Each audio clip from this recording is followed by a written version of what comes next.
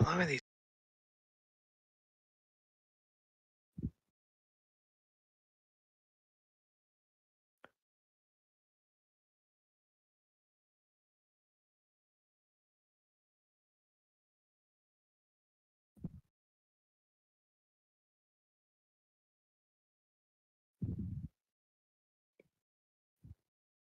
Mhm.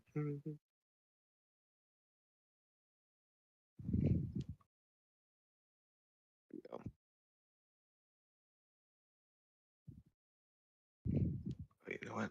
That's right. I wanted to fix that. Wait, you know what? That's right. I wanted to fix that.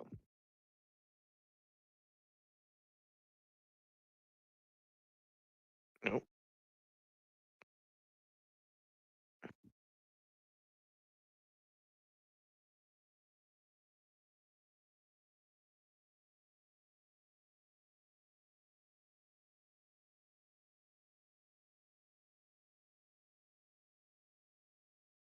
Holy cow! This ad is forever. Jeez Louise. All right. Is that level? That's not level. Okay.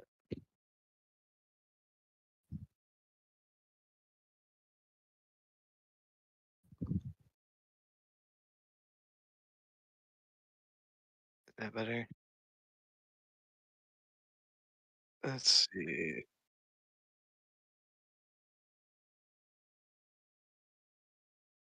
Oh. Oh yeah. I've been trying to mess with the levels here. I've been. You said I was quiet last time, so I was trying to turn myself up a touch.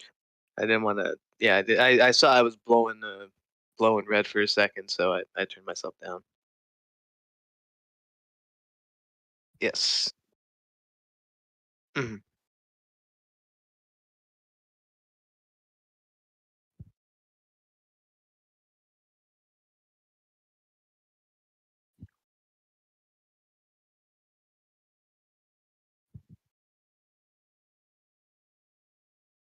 Mm.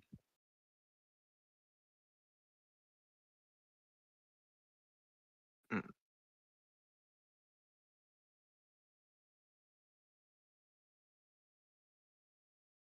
Are maintaining equal. Yeah. Mm.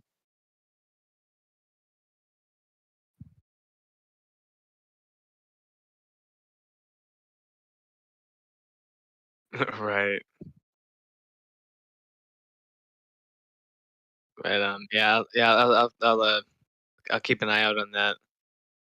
But so far it looks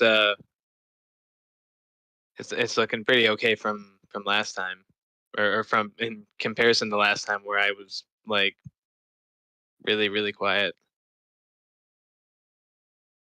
Let's see. I am audible now. Where was I going?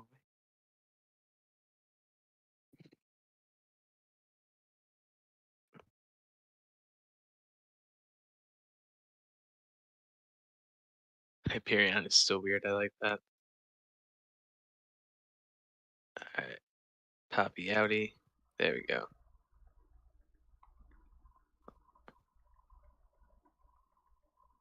Aw, kitty cats.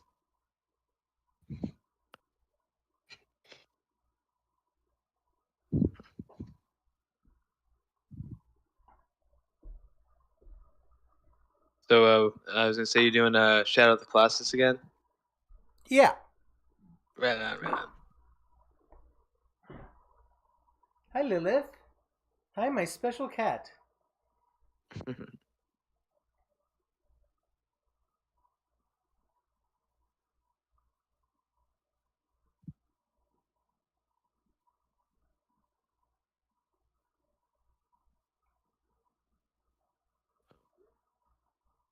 Okay, there we go.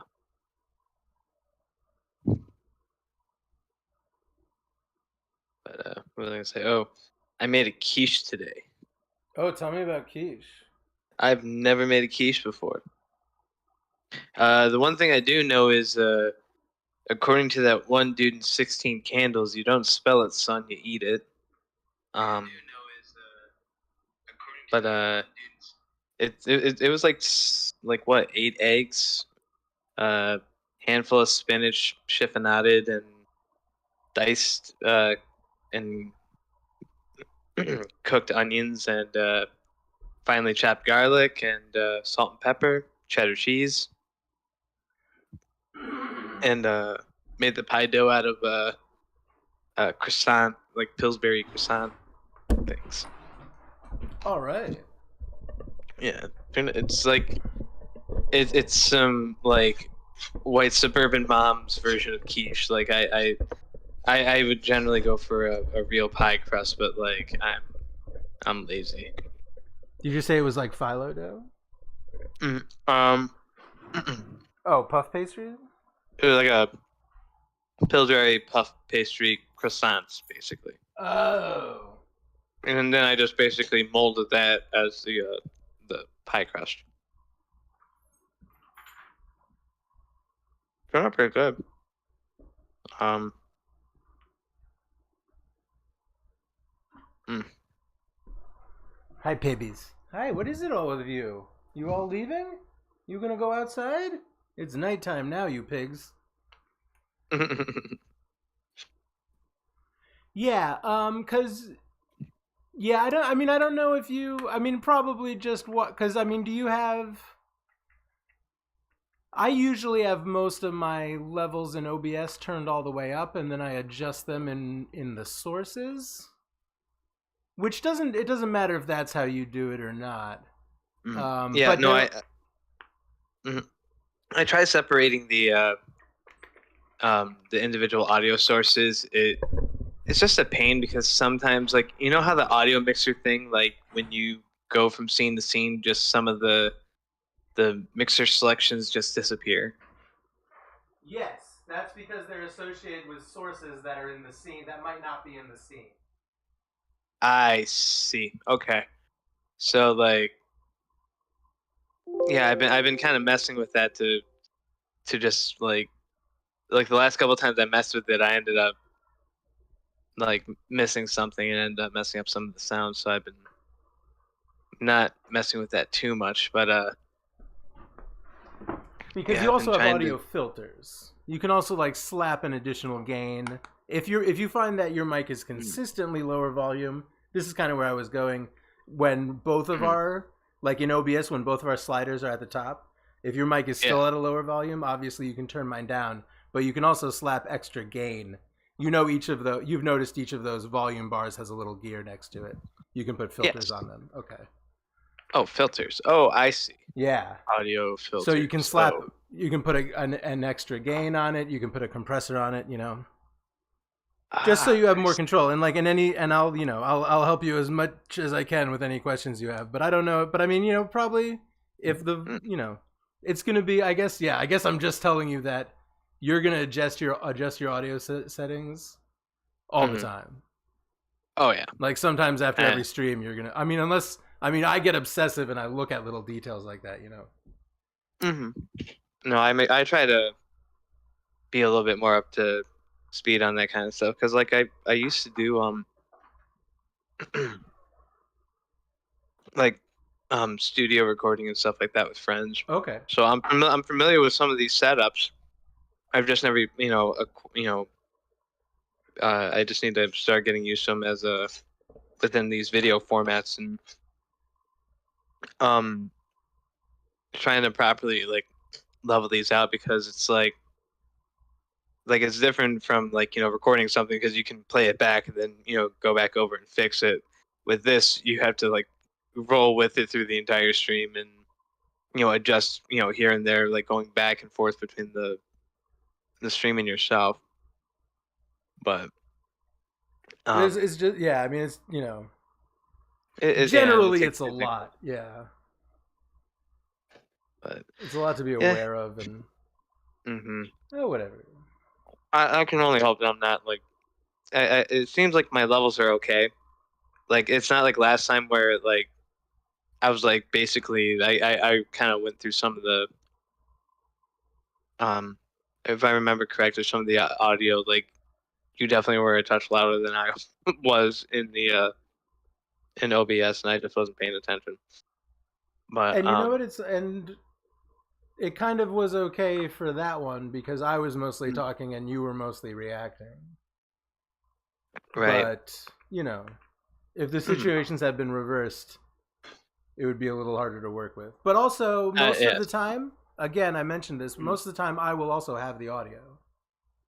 So Right on. I might have we can see which of our audio is, and I am Mm. gonna, so here's the update of what I've been working on. I actually, I was trying to make like a 20-minute video just going over the plot and not even like getting into it. Mm-hmm. I think it's Okay. like 50 minutes long and I'm not even done with it. 50. I know that's all. That's Okay. intense. So I think I'm going to be done with that. I might be done with that today. But I'm going to get to editing. Hopefully, like I'm sort of thinking that the conversation we are having is more of an exploration of the themes and some of the other, not some of the stuff beyond just the plot. So this was supposed to Right. be a short video.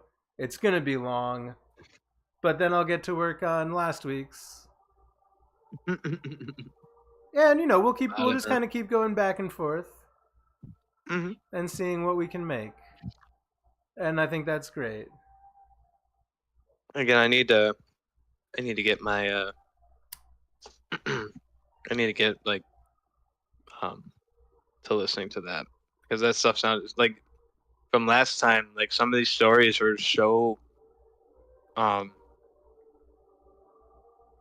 they were very much in this like fable like you know um like almost moral lesson every single time that Oh, something happened. sure. Yeah.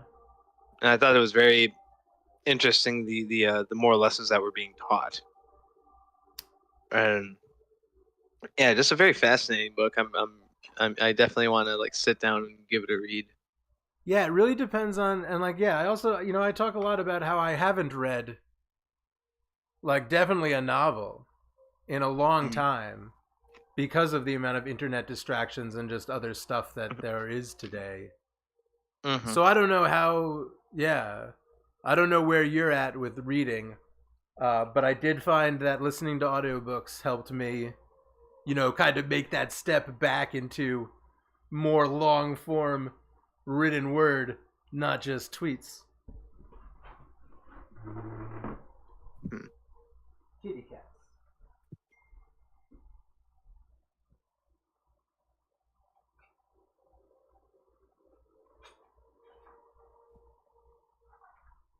What is Oh, it, there it buddy? goes. You're staying inside. You stay inside. You're not going out. Maybe I'm That's getting catfished. Let's see. Oh, that's Kevin. getting catfished. Well, I've gotten a couple messages. Mm-hmm.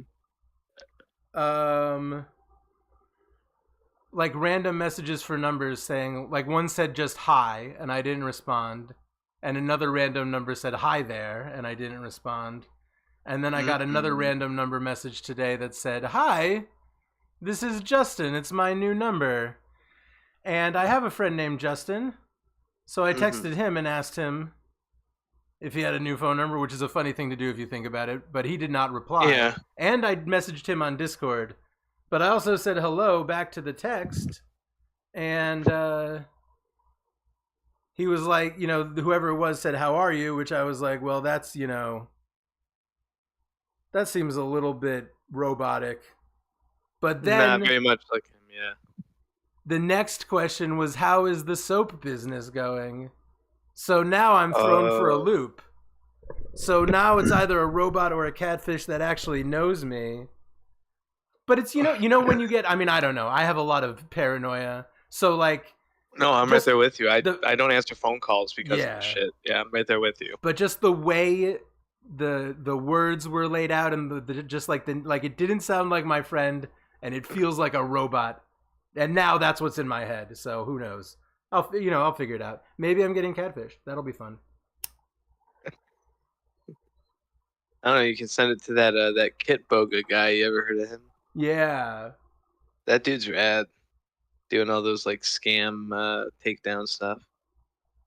Yeah,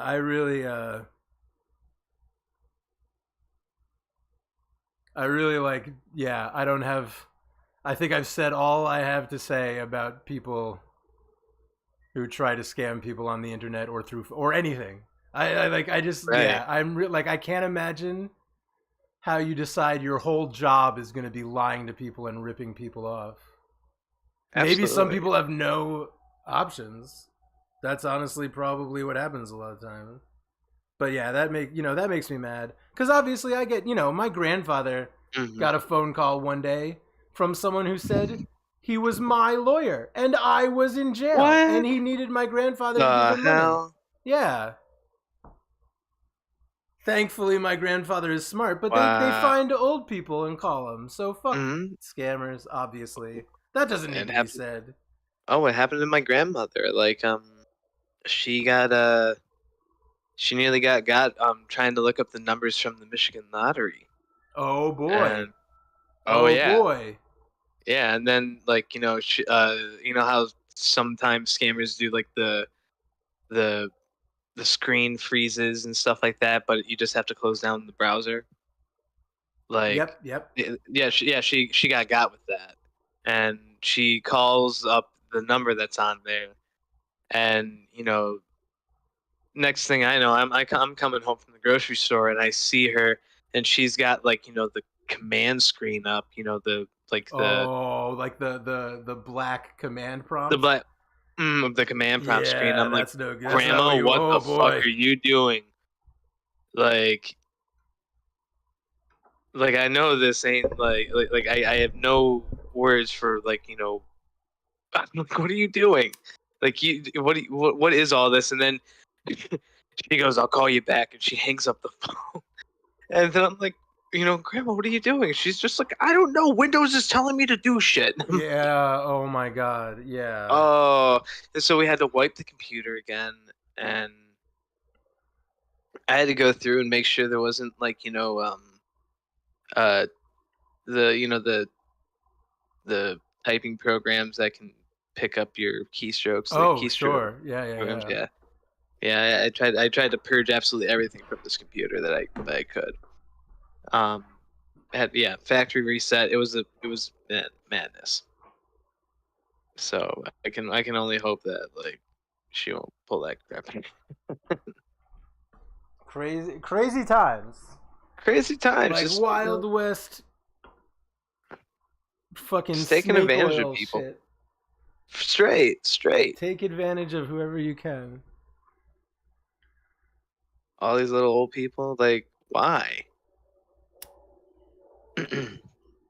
Absolutely no good reason for that. It's because everybody loves gold. Whoever has the gold makes the rules, so they say. Bunch of fucking Lannisters. You know about Oh, Lannister? yeah. I have no idea what that is. The Lannisters were Oh, a Lannister family. they were a noble house, basically the villains in Game of Thrones, but they were the Mm, rich noble house. Their words were a Lannister pays his debts. They lived they sat on a fucking mountain of gold, and yeah, they were always talking like all the gold in Casterly Rock cannot buy whatever, but they were like, yeah, mhm. they were the rich family Okay, and they were the interesting. villains for sure. They were Super so interesting. bad. You want to know what Really, happened to Jamie Lannister, the worst villain of the whole show? I'm intrigued. A rock fell on him. I'll never get over it. That's the worst that happened to him. Is that a rock fell on Yeah. him? He receives no comeuppance for any of his evil deeds or his gold sucking ways. Or fucking the ceiling falls on him in the last episode or the previous to last episode, and that's it. And who cares? It was the Who worst show that writes was ever on this? TV. Who writes this? Awful people. David and David Benioff or something. I don't know. I think they were called D&D. They tanked the show so they could go work on a Star Wars movie, and Disney said, "You just obviously tanked that so you can come work for us. We don't have a job for you." Wow, Yes. that's fucking terrible. It was a bad show. Nothing. God, the ending was the worst thing I've ever seen in my whole life. I've only heard nothing but bad things about the ending of Game of Thrones from absolutely anybody that I've talked to. Yeah, that's the consensus.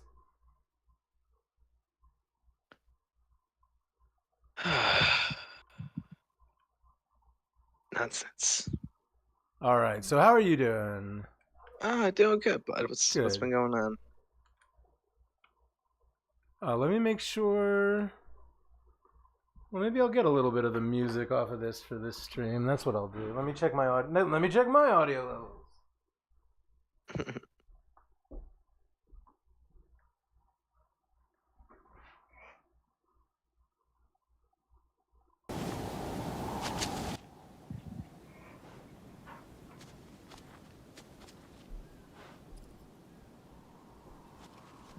Okay, yeah, and you kind of understood what I was saying, right? About how. Whoa.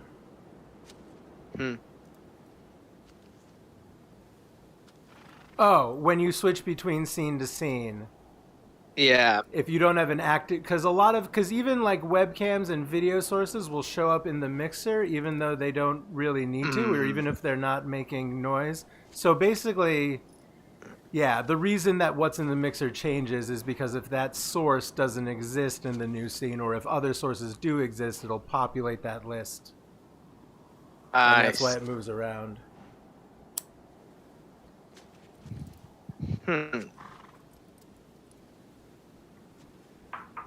Very interesting.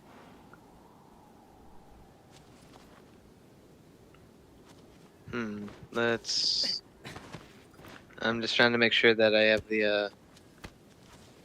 Because, like, I think the other thing that happened last time was I had set the audio to the microphone for my camera instead of the microphone Oh, for my headset. that totally happens. Yeah. Sometimes that'll happen and you won't even know it. That's what I'm doing. I'm doing a double check right now. Yeah, oh my god, the amount of tracking down all of your little problems that you have to do when you're streaming. The troubleshooting is intriguing.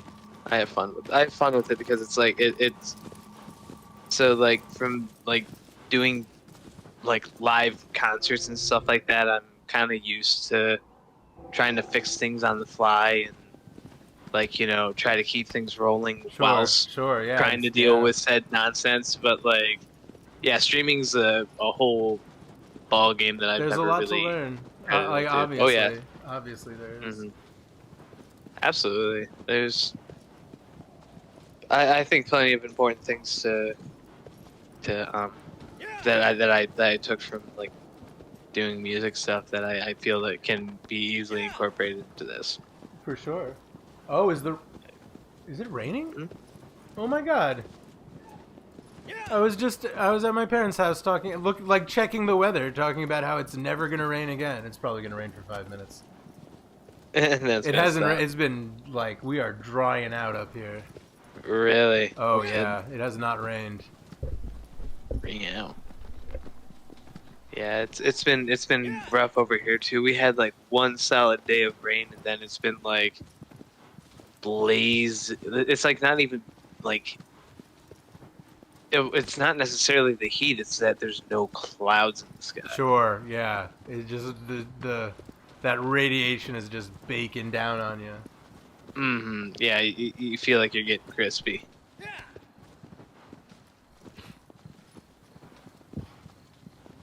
Yeah. You want to do like the title? Do you want to do the intro? Oh yes. Yeah, so of course, yeah. Yes. So yes, welcome everybody. To Thought That Was Weird. Thrash K Shoe here, and then we have Mr. Kuya, DK, killing it. Shadow of the Colossus, What's up? and right on. And then, yeah, we're gonna be talking about Hyperion today. This is part 2, or are we calling? Are we? I probably shouldn't say part 2. This is the next session yeah. of these talks about Hyperion. As far as our output is concerned, this is Yes. part 2 of our conversation. Yes, We're going to talk about chapters 3 and 4.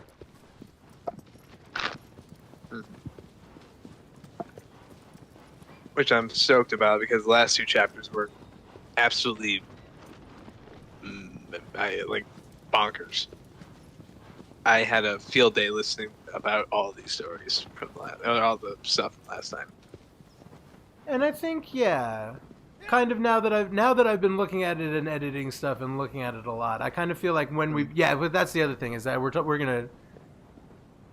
see if we end up editing every conversation we have or what we end up putting out. But I feel like when I give them back to you, and we'll kind of it'll be a system of checks and balances, of course.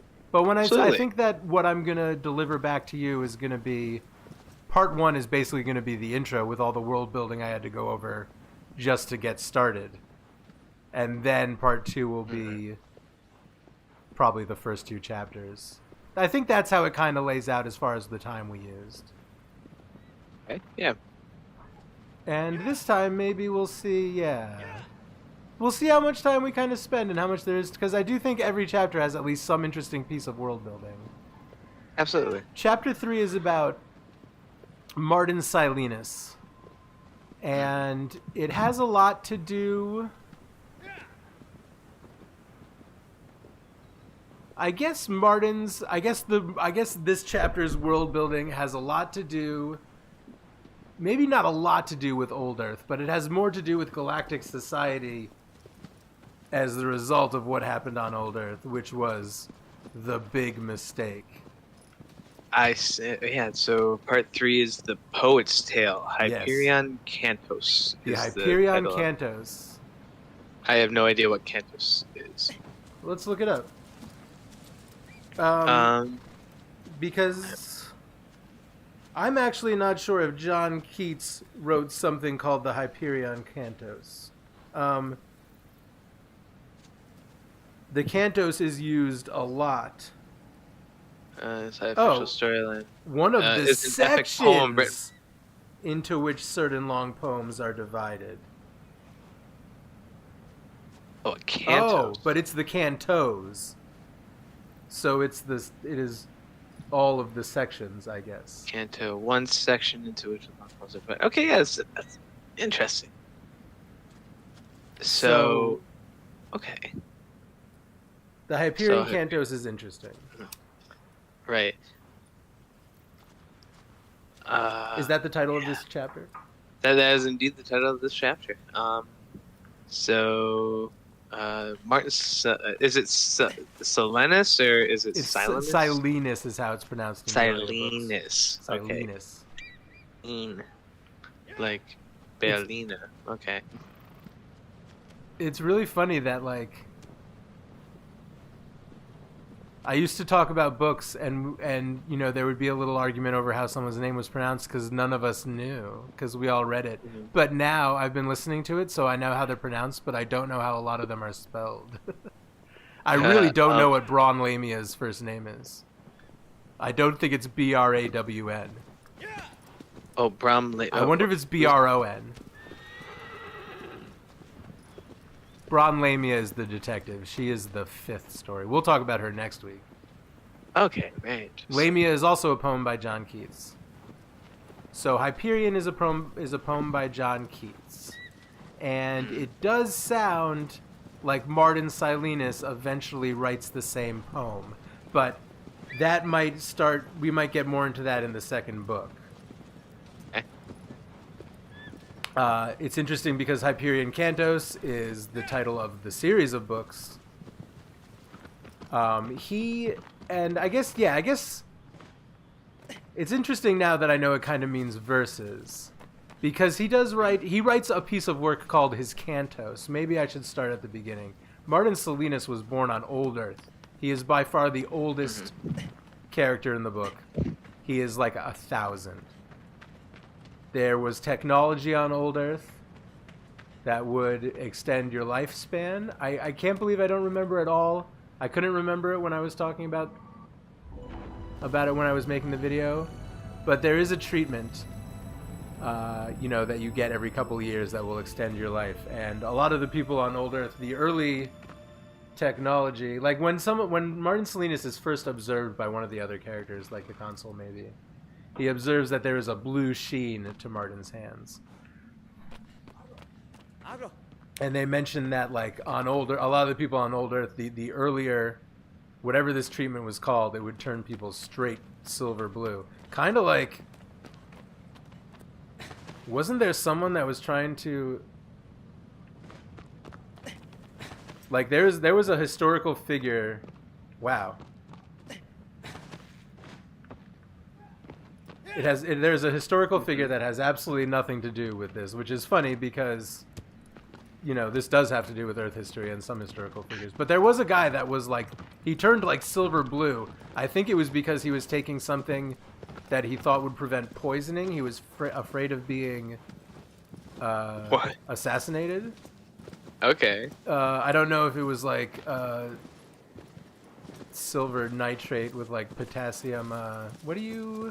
Potassium iodide is what you eat if you think that radiation is going to be a problem.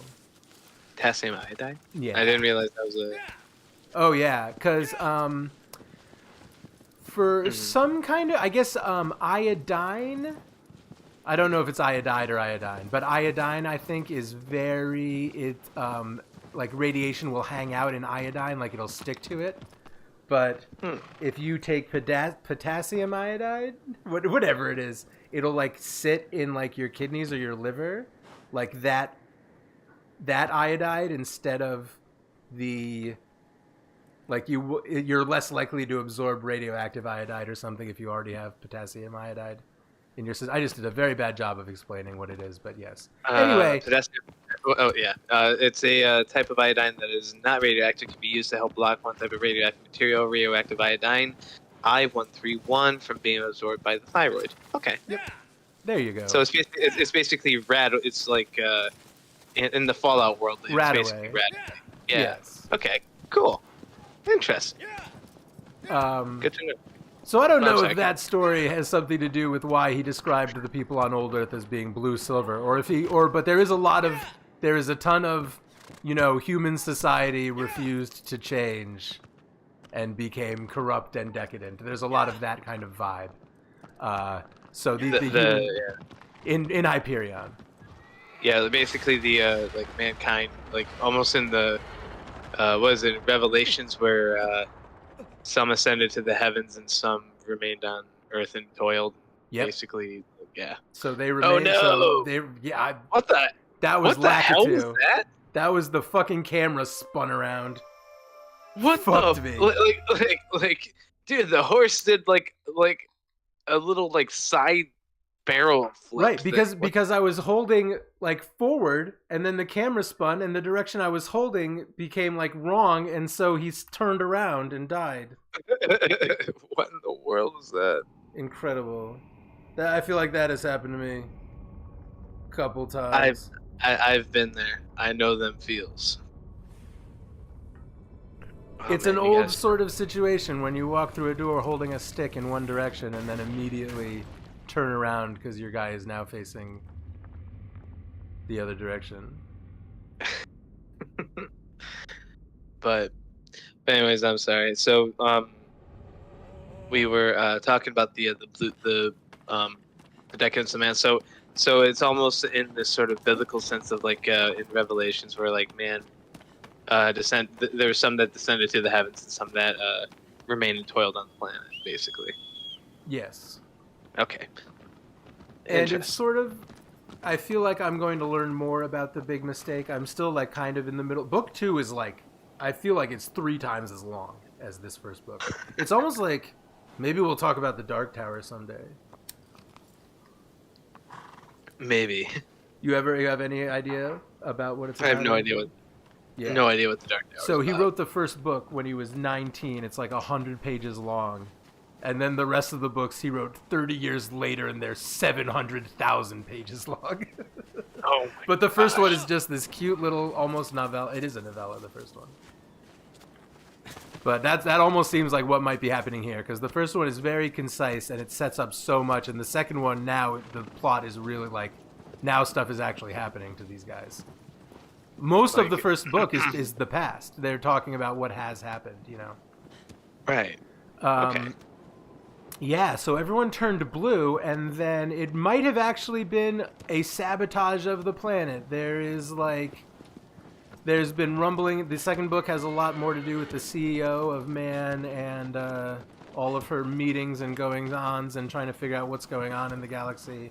And there is some rumbling that the big mistake may have been an intentional act, either by humanity or by, if they're, I'm still not sure. I would love to see. I wonder if I can. I bet there's a guy on YouTube called Quinn's Ideas that might have an actual timeline of the history. But also part of the whole purpose of the story is that time and history have gotten strange due to space travel and hyperspeed. So anyway, what I was saying is that the big mistake may have been an intentional action on the part of either the Ousters or the Technocore. I wasn't sure if the Ousters existed then or if they came along after the big mistake, or if there was even a hegemony. The World Web existed when the big mistake occurred. But the big mistake, and I told you last time, a black hole appeared in the center of the planet, which is what maybe we're trying to do in Eastern Europe right now. Oh, right, with the CERN collider. Yeah, so maybe just like, maybe this all already happened. Maybe the world already ended, and Metal Gear Solid was a documentary, and also this, because And oh man, in the Final Fantasy house, people were right. maybe. I swear, I think about Metal Gear Solid 2 every day. I still haven't played that one. I need to. Do you know about? I mean, I don't know. I don't really. It's not really a spoiler to the plot of it. I don't know. Do you want me to kind of not tell you about what Metal Oh Gear no, Solid 2 it's is it's about? fine. It's fine. I've already like watched a thing about it. Yeah. Please. Okay, yeah. So it's about something called the Selection for Societal Sanity, which is basically a net of AIs that are watching the internet, watching memes, and using memes and bots to steer society in whatever weird direction that AI decides to go. And I swear to God, someone went back in time and made that shit as a warning to us. Unless it all already happened. Unless the world ended long ago and we're all in a simulation. And that's our last, that's somebody, Hideo Kojima knows the truth. Metal Gear Solid 2 is his documentary, his warning to the world. But I think about the Selection for Societal Sanity every day. It's so spot on to what's going on with Twitter and the internet and Reddit and just bots and memes. Bots and memes running the world. That's what MGS2 is about. Jeez. Yeah, so CERN creates a black hole and the planet slowly dies. Martin stays on, and it does, so it doesn't, yeah, the planet doesn't blink out of existence.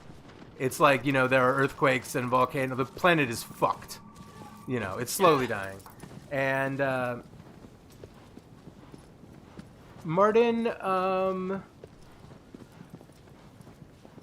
you know, and it becomes important to the story that he has some of these, he's got some experiences on old Earth, on old Earth at the end. And as the planet is really dying and everyone who can is evacuating, you know, and the World Web existed, like I told you. Actually, the World Web, I feel like it must have existed at least in a primitive fashion at this point, or maybe not. It feels like it must have if Earth was to be if humanity recovered from this. They must have been able to evacuate in stuff other than spaceships, although maybe not. This is why I said I would like to see a full timeline. But anyway, in whatever order things happen in, the Earth is destroyed, and Martin's mother, with like the last of their fortune, they were a rich family. That's how they could afford to be so old. With the last of their fortune, she like spends... She buys, him transport on some, primitive technology spaceship going to some, new colony. And, he is put into hyperspace. And again, all of this technology is new and doesn't really work right. So, he doesn't know really where the timeline of old Earth is when he wakes up. But that's the least of his concerns because he seems to have lost his ability to speak coherently. Like he's been brain damaged in some way after his space flight. And he ends up on a work colony where they put him to work because he can barely communicate. And he talks about, like... As he's telling the story, I feel like he talks about feeling like he was, had no sense of what was going on and, like, had lost... Because obviously he recovers. But, temporarily he loses almost just his consciousness. He was barely even conscious of what's happening to him at this point in the story. But he begins to write somehow, even though he has no... He talks about, the 7 words you're not allowed to say on TV by George Carlin? Yeah. I don't know exactly what they are, but he mentions that his vocabulary... Listening to this on the audiobook, it sounded like it was exactly... the George Carlin routine when he was talking about the amount of words he could use, because it was basically, piss, shit, hooker, whatever. But he begins to write somehow. I guess he slowly starts getting language back. And he begins to write, and he writes what he refers to it as his cantos, which we now know to mean his verses. He does eventually write something called the Hyperion Cantos, and now I'm looking back on it, and I was definitely high listening to it, and maybe it was the Hyperion Cantos all the time. The reason that I'm not positive is because I have not read Hyperion. I have read we both looked at Hyperion a little bit, and I read a few pages of it. The poem by John Keats, but the cantos that Martin Silenus is writing ends up having very specific details in it about the Shrike and about the planet Hyperion. So that's why I'm not really concerned if he's meant to be channeling John Keats in some way. Because at another point he talks about how in his poem, the Hyperion Cantos, Pluto's hanging out with all the other old gods and they're talking about the fall of the Titans, which is what John Keats' Hyperion is about. So anyway, he finally gets off this work colony, finally regains his sense. He writes this epic poem, the Hyperion Cantos, and he goes back to the world web, which now exists. So, I really would like to know what the timeline is, because it seemed maybe they stayed on old Earth so long that the only way to get off was through, the older type of space travel, which was, hypersleep and spaceships and time debt. So he wants to publish his cantos that he's written, but this publisher he meets, who also becomes a little bit... She's also a very old Earth type of lady who has remained eternally young through this treatment that they've received. She's like, there's no way this fucking poem is gonna sell. You were on old Earth. Write a novel about old Earth. Write a series about things that happened towards the end, and we can sell it saying that you were one of the last survivors on old Earth, and you went through this horrible experience, and now you're back among the world web, and right. Here are some of your stories. So he writes a fiction novel. He writes a pulp fiction fantasy novel about some stuff that happened on old Earth, and it's a fucking hit. So a lot of the sort of personal horror of this one kind of hits true to home, in that people are going to eat your shit. They're going to eat your shit right up. But anything you actually put time into and care about, no one is going to care about. that old fear and that old chestnut. That's where he kind of ends up, and he ends up writing a whole series of these books that he hates, and he hates doing it, and he hates working on it. I'm gonna try to jump across that bridge again. Let's see if I can just not even press on the stick. Okay. Poor Aggro. Aggro survives. Spoilers. Yeah, so eventually he can't handle it. He can't handle the fame. He can't handle knowing that no one cares about this truth that he has written down in the Hyperion Cantos. Mm-hmm. So he goes to Hyperion. And again, this guy is so old. He goes to Hyperion, and this is like an earlier age of Hyperion. This is the age where Hyperion was first being settled. One of the first people to build or to settle on Hyperion was this guy called Sad King Billy, who has got a lot of commisery and sympathy for Martin's situation. Sad King Billy builds the City of Poets on Hyperion. As you know, or as I told you, the most major city on Hyperion is Keats. In the present day, in the time that this is occurring, where our pilgrims who are on Hyperion currently, they arrived at Keats and set out from Keats. But there's a city called the City of Poets, and it is deserted. Okay. It's an empty ghost city, and that's the remains of the city that Sad King Billy founded when he traveled to Hyperion with Martin Silenus, the poet, who had become famous writing trash novels. They build this city, and Sad King Billy's dream is to found this place at the edges of at the edges of mankind's domain, where they can live close to the wilderness and just create art and not read Facebook and Twitter all day, and live close to the earth. Well, I guess Hyperion, the earth is a distant, forgotten memory at this point. Right. Wow. He starts working on his poem again, and he finds that he is inspired to write of the Shrike. And at this point, the Shrike is really unknown of. Like in the current time period, during the final Shrike pilgrimage, I mentioned that the Shrike has been it has left the time tombs and is destroying whole towns and stuff. Like it's on a rampage now. But at this point, they might not have even known that there was this creature on the planet at this point when the City of Poets was being built. But Martin is inspired by visions of the Shrike, and he starts writing about it. And he starts writing about it coming and, finding men and women and killing them. Sad King Billy has access to these writings, and he starts realizing that when Martin Silenus writes in detail about a graphic, gory murder done by the Shrike, that murder does actually occur in the City of Poets on the same evening. And, Martin is almost, when they discover this, Martin is not sure if he is somehow, if his writing is coming true, if he has somehow created this creature. He does eventually understand that it is moving backwards through time and has this weird time effect on it. But he starts believing almost that, he has written this cantos to completion eventually in the future, and somehow it has caused this creature to come into being. The being is now moving backwards in time and following the instructions that he wrote for it in the Hyperion cantos. So Billy is like, you gotta fucking stop. It's very clear to Sad King Billy that Martin should stop writing about murders if the murders are happening.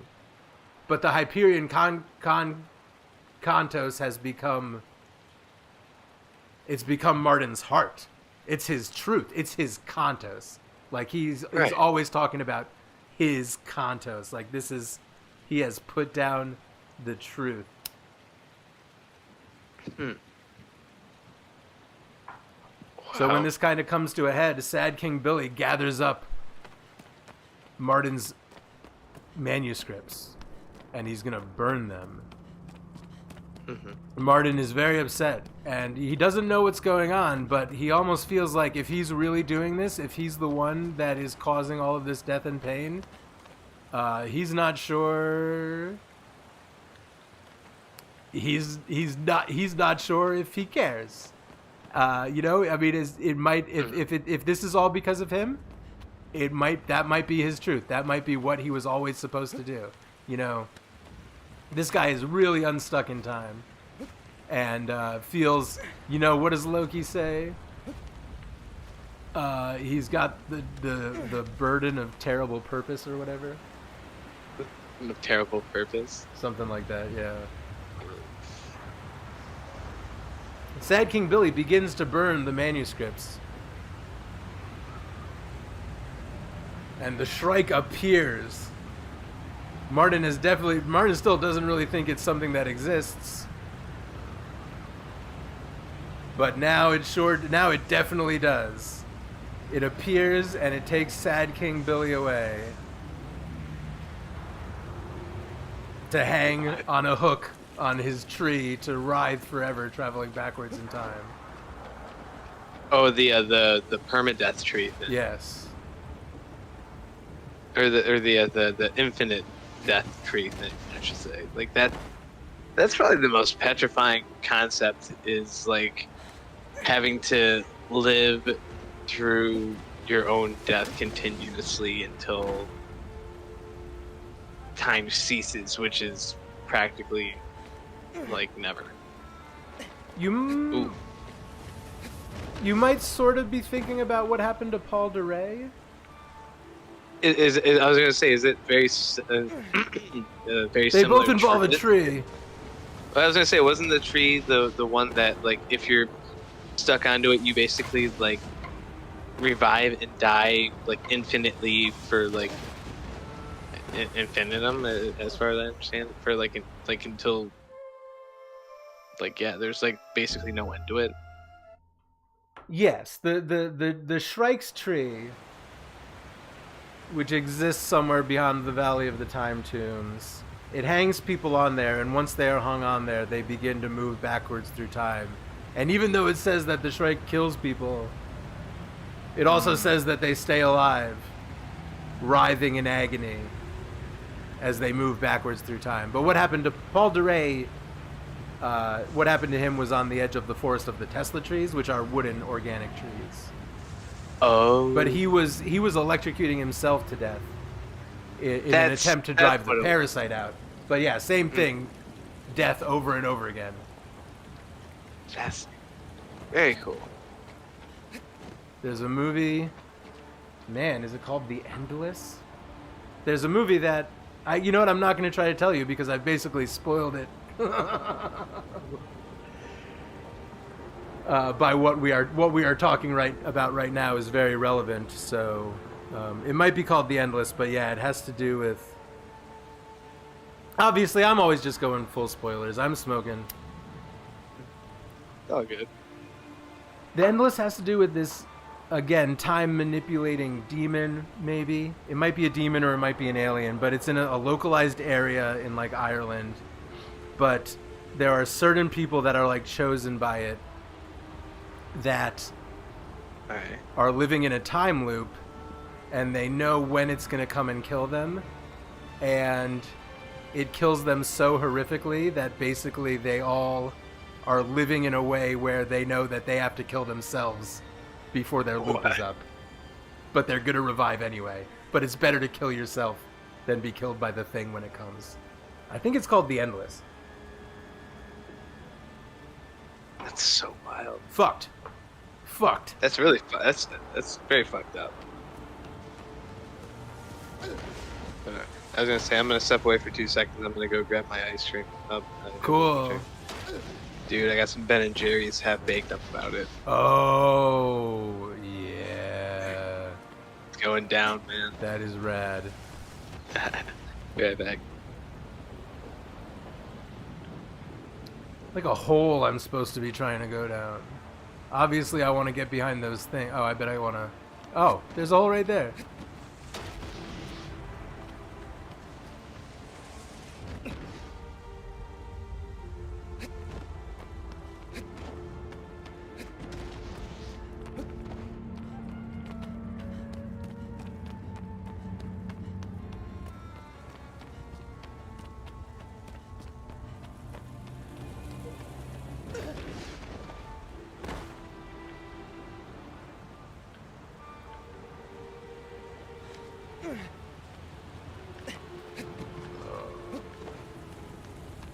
saw a shiny thing.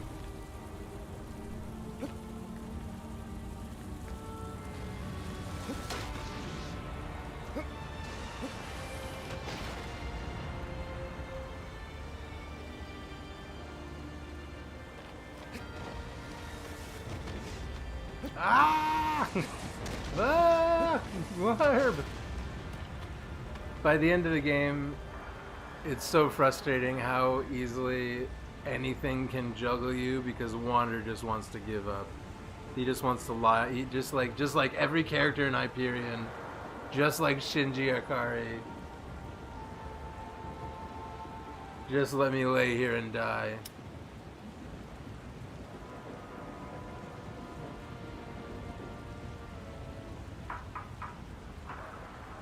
Yeah, hopefully I'm gonna have my plot review video out tonight. I think I will. I hope I didn't just come out of this thing. I bet I did, didn't I? Yeah, sorry about that. No worries. Got my ice cream.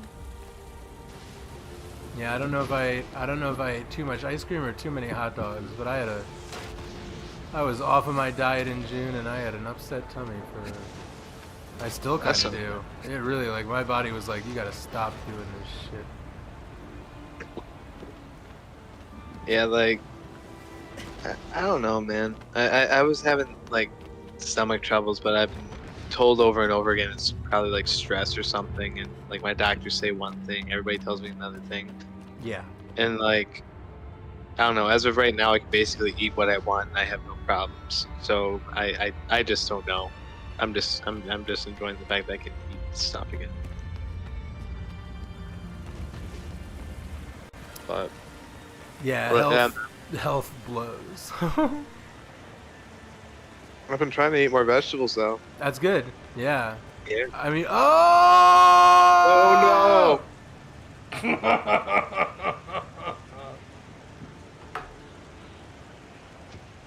I've been eating yogurt, and I'm not positive. I'm worried that I'm lactose intolerant, so that might be dumb. But I don't know if I am or not. It probably... Oh, but also I was wondering because of the ice cream. But I think the yogurt is helping. Although I still have kind of been just sort of subtly... kind of not having an alright tummy time. Maybe wouldn't that be funny? If I started eating yogurt because I thought it would help, and now I'm actually allergic to it and eating it every day, and I'm just gonna stay kind of baseline tummy sick. That's yeah. That'd be terrible, bud. Boy, human bodies sure blow. It definitely loves giving the haymakers to your digestive system when you get older. Oh, yeah. But like, I've found that oddly enough, apples are really good for your stomach. Apples and actually, if you grind up like raw ginger in a smoothie and stuff like that, raw ginger, like the juices and the fibers are supposed to be really good for digestive health. Maybe I'll see if I can find some raw ginger. Let's make sure it's good ginger. Oh? Because yes, for one, like all the small stuff that like most major markets sells, it's bunk. Like, I don't know if you. I want a big bulbous root. Well, you don't want a big bulbous root. I mean, with the it depends on how much you like ginger in your stuff. But like, I like it. You know, well, I'll tell you what. When I've bought ginger, it has been like in dried flakes, like little grindy, flaky fibers, kind of. What? That doesn't sound like. Yeah, when I get weird. Ginger, it's like dried flakes of fibrous root. You know. What? That's not. I've never heard such a thing. I don't have any in the fridge right now. I'll see when I shop again. I'll see if they have it. It just comes in a little round tin of, you know, dried ginger shavings or whatever, and I put it in my stir fry. Ginger shavings. That's probably not what you're talking about putting in my smoothie. No, okay. No, like actual, like yeah, the real stuff that you have to take the paper thin skin off of. Oh, yeah. I don't know anything about roots having skin. Is it Oh a yeah, root even? I don't even know what it is. Yeah, ginger roots have a real thin skin on the top Okay. that you peel away. Like you can use a spoon and basically just scrape it off you when you Oh put yeah, a you kind of peeler. have to do that to beets. Very similar to cooked beets. Like I don't know. I've had a hard time trying to peel raw beets. Raw beets suck. Yeah, those are. Trying to Yeah, peel. it's you gotta cook them before you peel them. Oh my God. Like I worked in like a fine dining restaurant where they asked us to do a beet salad and nobody had cooked a beet before in their life. It was Oh. hilarious. It was very interesting. We had like uh this like fine dining fucking um God, what's that stupid contest? It had Bobby Flay, Oh, uh Iron Chef. Iron Chef, yeah. This dude was on the team that Iron Chef when it was on. Uh, um he knew how to cook beets, but like the rest of us were like trying to we had never seen a beet before, so we were trying to peel them straight up. Yeah, before cooking them. And it was funny. It was the worst experience ever. Um, yeah, and we spent more time trying to peel these stupid ass beets. Oh shit! Yeah, the end You of this had game is lunch. so much bullshit. Every time I get to the end of this game, I think to myself, maybe I just won't do it this time. You know what, dude? I've done it before too, where I have to like I need a moment to just sit back and then come back to it later. I'm not dealing with this nonsense. Yeah, no, I always think to myself, maybe I'm done. Like maybe I'm just not gonna do it at all. But I end up doing it. But it really is bad. Like this is like so much about this encounter is terrible. Everything hurts when you try to do this part of the game, Yeah. especially when you get to like the arm part. Oh my god, the camera goes fucking crazy. I hate that. I absolutely despise how the camera works on the arms. You know who Lakitu is? The the cloud Yes. Koopa dude from He's- Mario, yeah. He's the cameraman. And he doesn't know what to do. No one prepared him for that shit. He doesn't know what to do in that situation. He just goes fucking flying around. I talk a lot. Yeah, there's a sort of Oh, man. headcanon around here that Lakitu is the cameraman in every video game that I play. So I blame a lot of shit on him. You know, I just had this entire concept of like Lakitu being like a war reporter of sorts and just Sure. having PTSD. Like he's just like sitting at the end of a bar like by himself, like, you know, drinking a whiskey next to a spiky dude, and you know, spiky dude's trying to tell him about like the next mission. He's like, I don't know if I want to go back to that. I don't know if I can ever go back to that. I've seen far too many die. I swear about the poor guy too much. Really, he has seen some shit too. So I mean, maybe the reason why the camera is so shaky is because Lakitu He's fucking shaking. He's shaking from the PTSD, bud. You can't get too hard on him.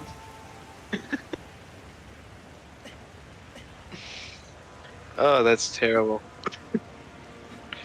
But let's see, where were we? So Billy burned the manuscript and yeah, and he's killed. and gets killed by the strike.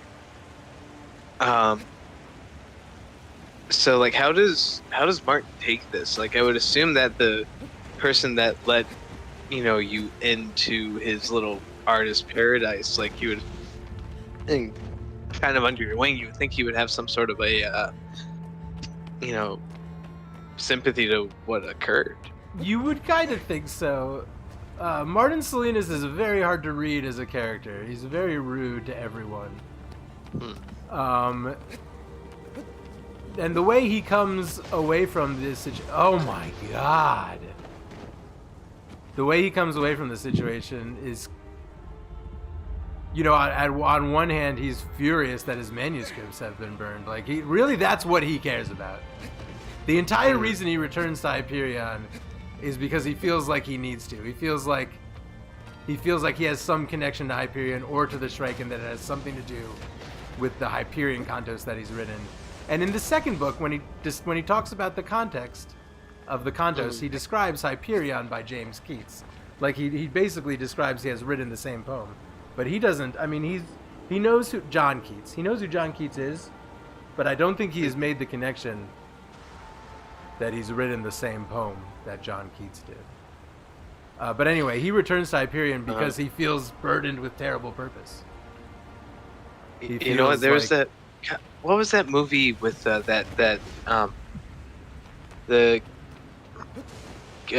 like 20-something hits his head, and then he plays a Beatles song, and people are like, "Oh wow, that song's amazing. What is that?" And people believe that he wrote all these Beatles songs, but he like went through a parallel universe or some crap. Oh, is that where the Beatles never existed? Yeah, whatever that was. Hold on, I think it was called Yesterday. That would be a pretty good title. Hamish Patel, yes, I believe it was. Yes, romantic comedy film. Hamish, it's Himesh. Oh, Hi. Yeah, so Himesh Patel. Okay. Oh, okay. I believe was the name of the gentleman that starred. There's a guy named. What was it? That is. Well, it's not. But yeah, no, that's the name of the. Oh wait, no, that's the name of the actor. Okay. The character's name is Jack Mully. Okay. But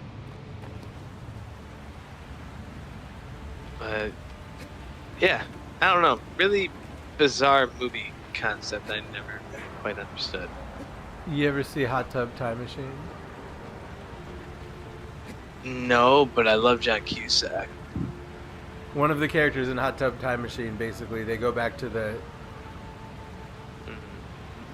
Yeah, so what happens is they go back to the 80s from, the 2000s or whatever. Mm-hmm. One of them stays behind, and he basically just invents everything. But one of the first things he does is he becomes Motley Crue, because he knows all their music. So he just records all of their music.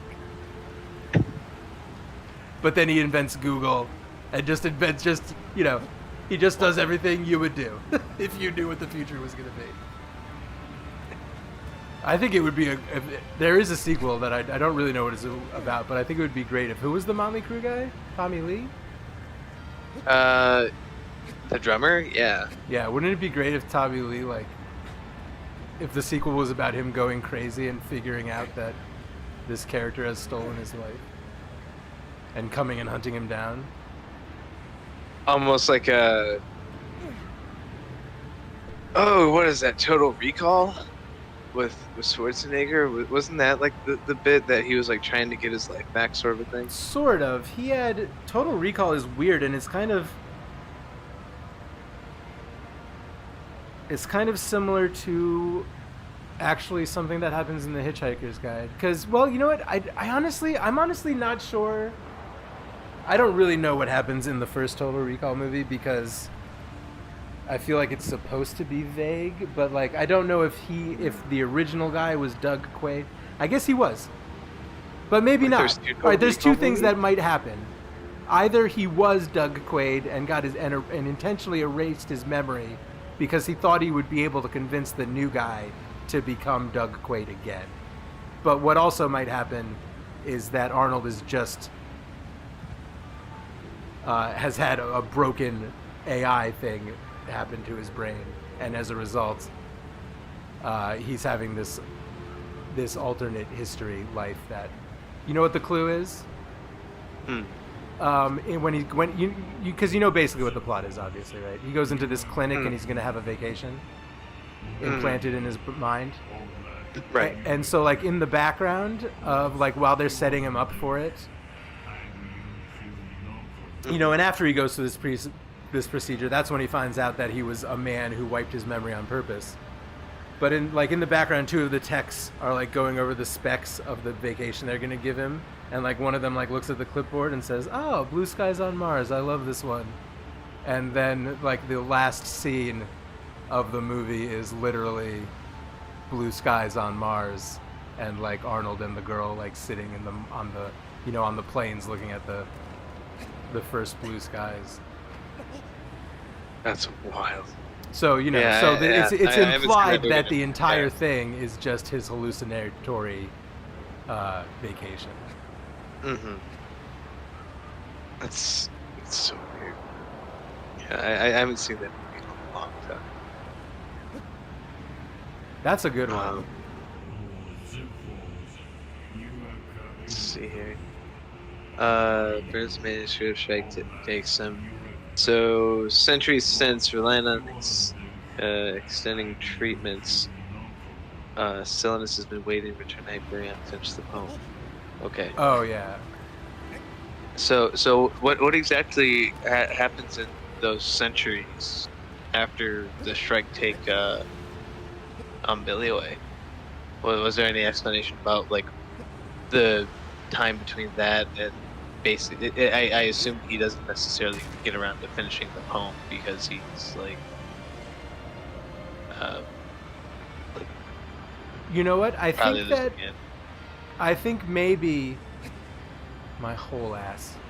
I think maybe once the poem is destroyed, when he rewrites it, maybe the rewrite is the Hyperion Cantos, which he describes as being about the old gods and Pluto in the valley. Because he write his goal in returning to Hyperion, he feels like he needs to be there for some reason involving the Hyperion, involving this Cantos that he's written about this planet. He feels like there's going to be some full circle when he comes back there, but it doesn't talk really.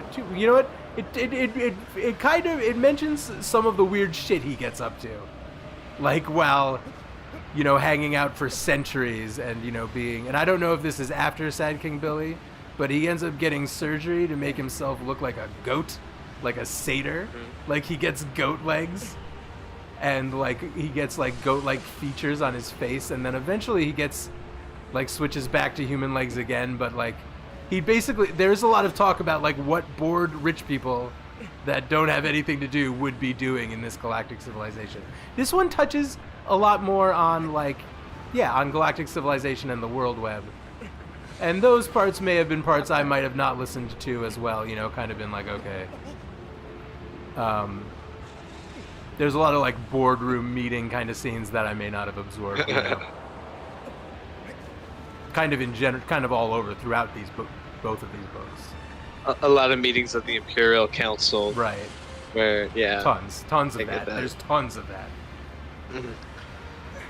But that's So that's Martin's story. Martin's story is about Old Earth and the pain of being an artist. Oh. There's this whole there's the whole Twitter meme of like, do I have to like get into his palm? Like almost, Jesus Christ! It's so annoying. The camera and this whole encounter at the end of the game is so terrible. Sorry. No, I was gonna say, like, he shakes, and then when he settles his hand, that's when you can stand up on the... It's usually around the time that you can stand up on the back of his hand, but it looks like his hand... Yeah, like... Right... No, okay, I guess it's not... Oh, you know what? You are actually on a delay, I just realized. Oh, absolutely. Oh, you are absolutely... Yeah, if you're saying, like... If you're gonna say, like, oh, right now, I'm not gonna... I was gonna like, it's not gonna help you. Yeah. Yeah, that's not... But yeah, so... Should I appear in the finish the poem? That's... Oh, I just saw that. That's... Yeah. It's just, like, real... Like, honestly, I cannot say enough nice things about this game. This encounter is a piece of shit. It is a poorly designed attempt at something really epic. It's a piece of shit. The camera doesn't work right. It's so floppy you can't tell what's going on or what you're supposed to do. It's infuriating. It's a bad end to the game. Indeed. But that's chapter 3. Martin Silenus, the Hyperion Cantos, the Poet's Tale. Yeah. And chapter 4 is a rough one. So chapter 4 is the Scholar's Tale. The river lays taste is bitter. Wait, say that again? The river leads Lethe. Okay. The river Taste. leaves taste is bitter? Yes. Interesting. I have no idea what that means. That's not a reference to anything in the story. You know what? I would bet you dollars to donuts that there is a John Keats poem about the river Leaves. Let's look this up. River leaves. Leaves. In Greek mythology, Lethe. Oh, this is also obvious. Yeah, the- thematically, this has so much to do with the fall of the old gods and the Greek gods, the Titans as well. So that makes sense. Yeah. Tell me about it. Sorry. Oh, that's okay. I'm just trying to read through. It was one of 5 rivers of the underworld of Hades, also known as Ameles Potamos. Excuse my pronunciation. The leaf flowed around the cave of Hypnos and through the underworld, where all those who drank from it experienced complete forgetfulness. Ah. I like that reference a lot. Yeah, me too. I really like this this concept. I like mythology. I just never liked the teachers that taught it.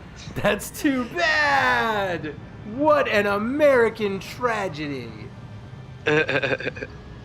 I mean, I loved the hell out of like. Oddly enough, I like a lot of Shakespeare. I like a lot of Brit-lit stuff. Who's you know about Baz Luhrmann? I know the name, but I don't think it's. He made Romeo and Juliet in the 90s with Leonardo DiCaprio. Oh, with John Leguizamo. Yeah. Yeah, And Jamie Kennedy. What was I? Is his name Jamie Kennedy? Is that his name?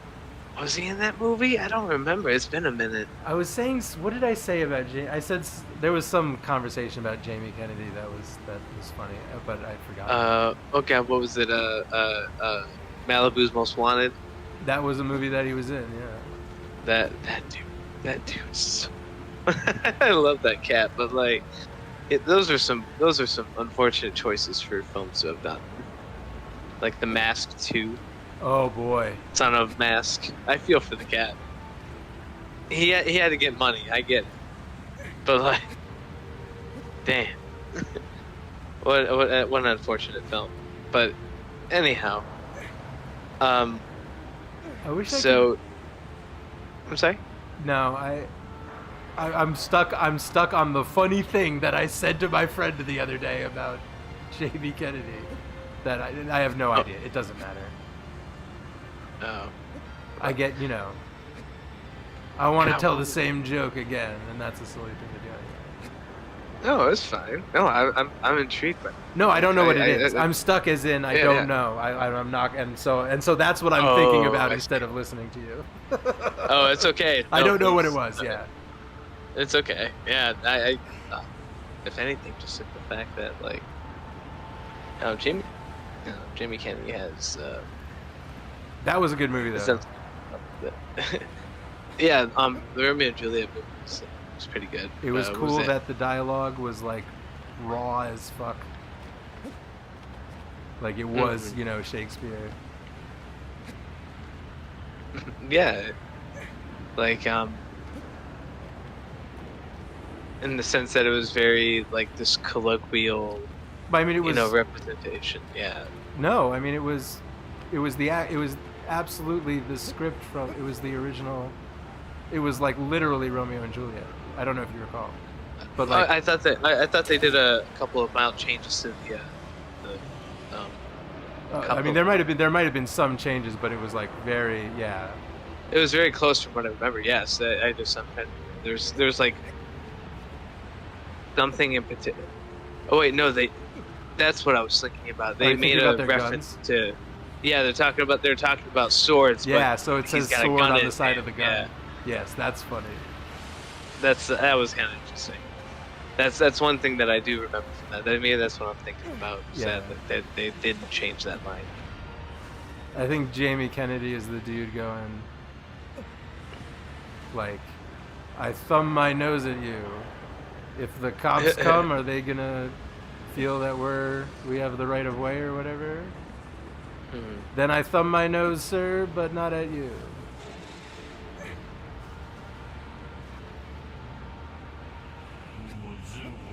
Oh, this dude sucks. It's terrible. Like I'm feeling everything watching this. Everything within me is absolutely so much. Like it's just so screaming. much. This fight is bad. Like there's the jumping from hand to hand. I don't even know where my character is right now. Right on, dude. That was a good jump. Thank you. And then this jump. Little this fucking. Oh my god. I don't know what happened. Oh no. I'm not there yet. I'm still backwards in time. Oh fuck. It's just terrible. It's just so awful. It's just a disaster. That's all sorts of terrible. What the fuck was that? It's just great. Yeah, it's really like you can half the time you can't see where Wander is. He's flopping like a fish. Just everything is oh man. It's raining. There's fucking flames shooting all over the place. Yeah, so Rachel's an archaeologist. Rachel's really. Sorry. I was just trying to. I'm trying to catch up on the wiki to make sure that I'm like in the description of where you're at. Yes. Okay. So Rachel the archaeologist. Yes. Yeah, she's really interested in the time tombs on Hyperion. Okay.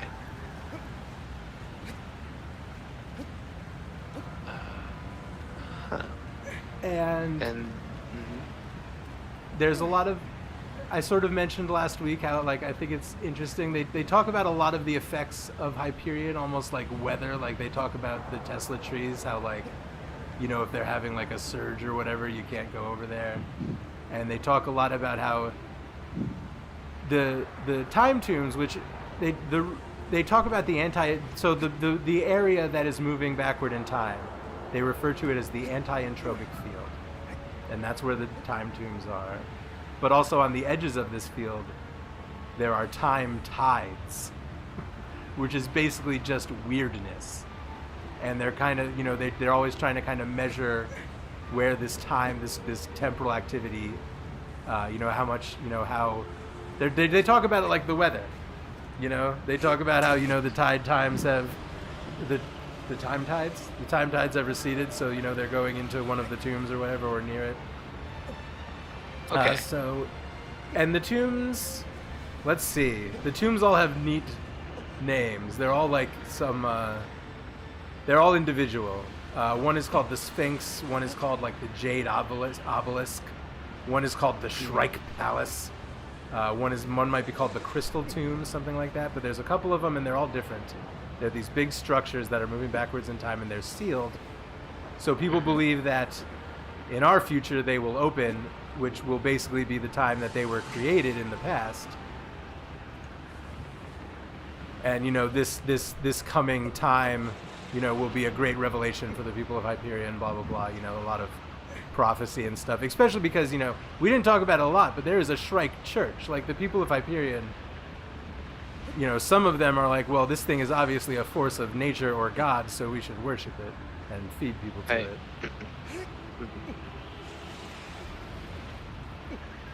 But anyway, Rachel's fucking around, you know, with these time tides and, you know, seeing when she can, you know, approach these tombs and stuff. And one night she's with a team of people and stuff, but God! This is a terrible fight to be doing while I'm trying to tell you a story. Like, it's so awful. It's so fucking bad. I feel everything inside of it. Yeah, so she creeps into, she's in there like alone. Like I think one night she might be like bored, so like she leaves her camp and the safety of her traveling companions. She goes and walks over to the,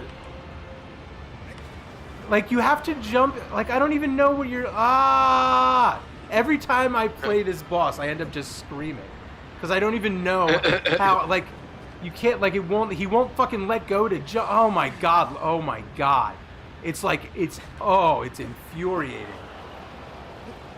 Rachel gets a fucking cold. I think she sees the Shrike, but she gets sick. Well, she doesn't get sick. God, just fucking jump! Like what an asshole! Oh my god! No, dude. Unbelievably bad. Like it's just like I don't even know, like, and I forget how the controls work because they work so poorly in this. I lose my shit. I feel like I'm supposed to let go of the grab before I jump, but I'm clinging there, and I know he can jump backwards, but the camera doesn't know the stick. I don't know which direction to put the stick because the camera's flying around like a lakitu. So like I'm supposed to be pressing down to jump backwards onto the next hand, but what the fuck is down? Like it's supposed to be really like cinematic and immersive, and it is, and amazing and beautiful, and it's so fucking cool. Like look at the minimalist HUD, look at this fucking game, but what a piece of shit. What a fucking ass cock. I've played through this so many times, and it's infuriated me so. This part, it's just so, like the first time I did it, I think I have some of it recorded, and it's so bad. All right, I just jump. Like, how do I, like, why can't I just jump? Press down and jump, I think. Down, jump. See? Let go and jump? No. Like, I can't jump backwards. Is this, I don't even know if this is a problem I've had before. Not being able to figure out how to jump backwards onto the next hand. Oh, man. Like, I'm trying to remember what I had to do for it. It was, It just gets hard to control, and I don't, like, I don't know how to jump backwards from this elbow onto the next palm, because he's not doing it. He's just not, what? And then he jumped onto the fingers. Christ in the fucking cross. Christ on the cruciform parasite. I don't know why she's not sick. I don't know why they decided to call it Merlin syndrome. Guess what's happening to her? Guess what she caught from the anti-entropic field? No idea. She's traveling backwards in time. Oh. Okay, now I read that. Rachel contracts a disease which causes her to age backwards. Yeah. The fuck? Dude. And the weird fuck of it is that she wakes up every morning. I really should have rested my stamina or whatever. She wakes up every morning, and basically she has the memories of whatever life she would have led up to that point. So eventually she doesn't remember even going to Hyperion. She doesn't remember making the decision to go to Hyperion. If she wakes up and she's 14 years old, those are the memories she has. And there's even a scene when she's in the hospital and they're talking to her about what's happening to her, and she's like, that doesn't make sense. My memories don't start every day when I wake up. But that's what happens. Oh, no. You know, it wouldn't be like that. It would be you would be slowly losing. But maybe even just for the purposes of cohesion, you know, she's able to, it seems that her days are traveling forward in time, but she is aging in reverse, and every night she loses that day.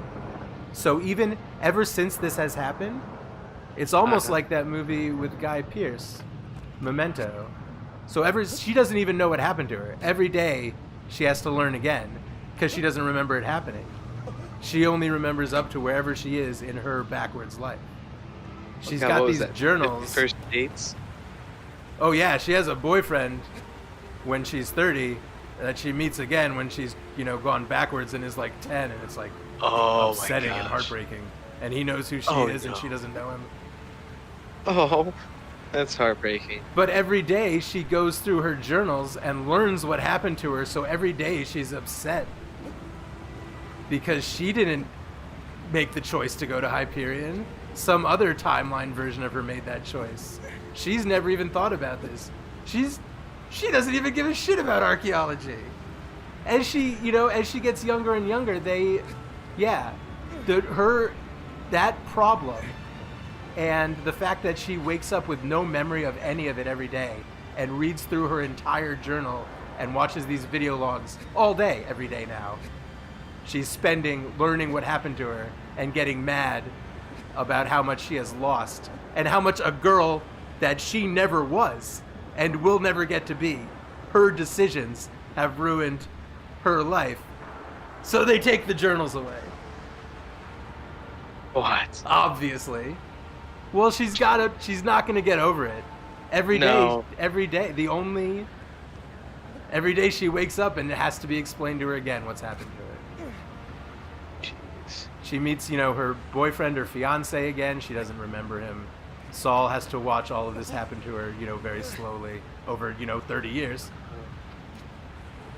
She eventually starts coming down and saying like, yeah, I got a test. I'm excited for the test in school. Or she starts asking about her, her friends from school and stuff who are now adults and have gone on and done whatever. Like, even the town doesn't look the same. She doesn't understand like what happened. And, they keep telling her she was sick and asleep for a long time or something. And she missed a lot of parts of her life. But eventually she's just, towards the end of this chapter, there's really just a lot of long passages of just Saul talking about watching her just slowly vanish and get younger and younger. And it's like, it's fucked.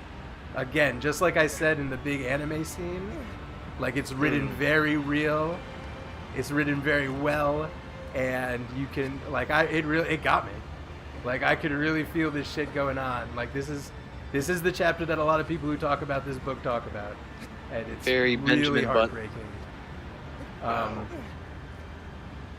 And I guess you find out a little more about the end. You don't really. Honestly, you just find out more questions about the anti-entropic field and about the time tombs and even about the Shrike. Because, I kind of obviously, Saul is returning to Hyperion now because he feels that if he returns to the Sphinx or the Shrike or, he feels maybe by coming full circle, either he'll find an answer or maybe it'll be fitting to just let her disappear in the Sphinx where this all, started happening to her. And Saul and Rachel's story is very sad.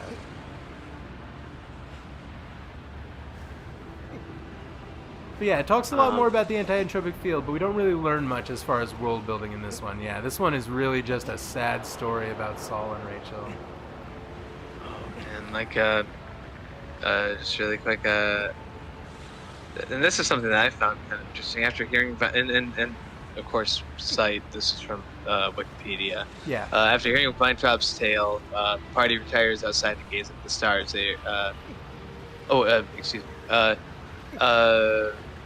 sacrifice Rachel in a replay of the Binding of Isaac. He decides to become a pilgrim and to implore the Shrike for a cure. Oh, right, yeah, they talk about the Binding of Isaac, yeah. Mm-hmm.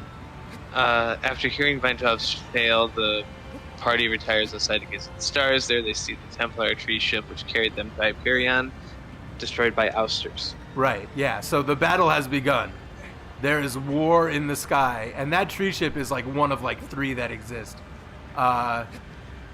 So the Templar, it is not, he does not like that ship has been destroyed. And for the rest of the book, they talk about how they can see laser beams and battles going on in the sky above Hyperion because the war has begun, and we really don't find out a lot about why until the second book, when we start talking about CEO Gladstone when she becomes a character. CEO Gladstone. I'm intrigued. The CEO. The CEO of the Hegemony of Man does appear in this book. She appears in the next story, which is Lamia's the detective's tale. Braun Lamia. Can you tell me what her first name is? Braun. Brawn. Oh my God! I was like, there's no way her first name is Braun. Mm-hmm. Yeah, but that's chapter. Yeah, next one's 4. called. Go ahead though.